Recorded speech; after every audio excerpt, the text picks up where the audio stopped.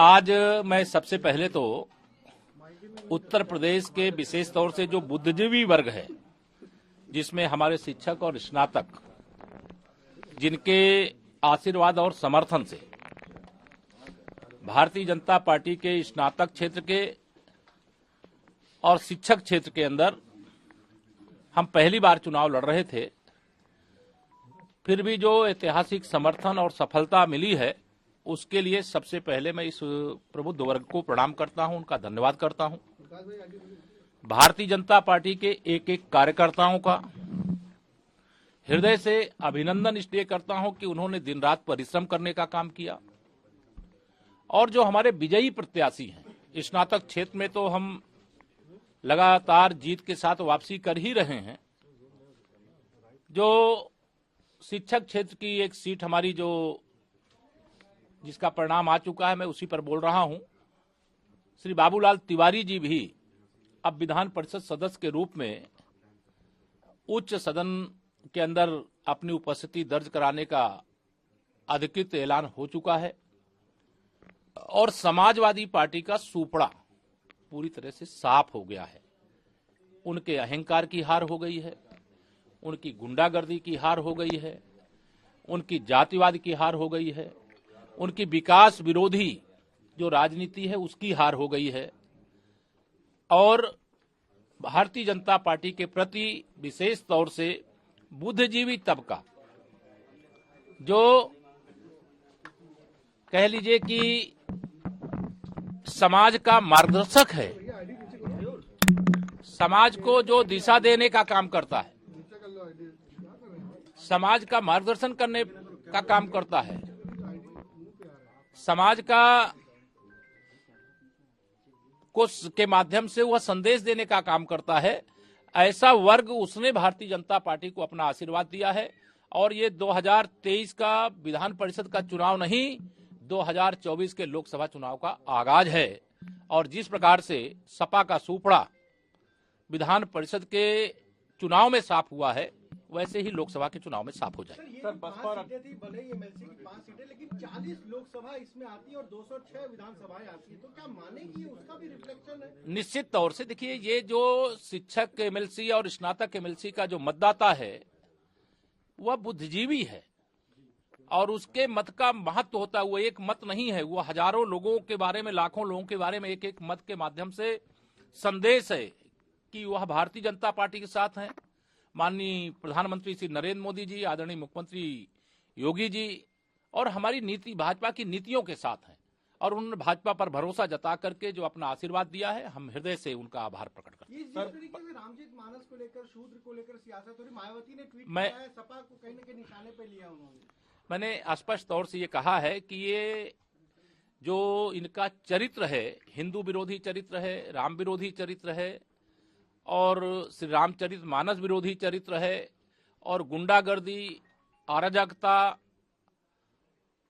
अपराध का संरक्षण करने वाला चरित्र है, जो विकास विरोधी चरित्र है, ये उसकी हार है।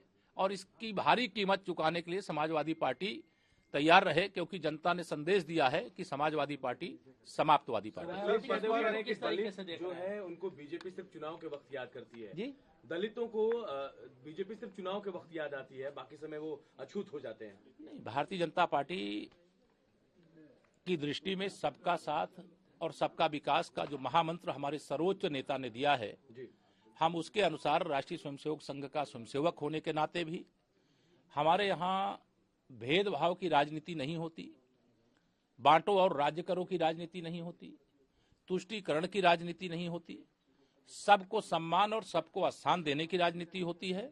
और आज भारतीय जनता पार्टी सबका साथ, सबका विकास करते हुए देश में भी, प्रदेश में भी सरकार बनाने का काम भी किया है और सरकार शानदार ढंग से चलाने का काम भी किया है।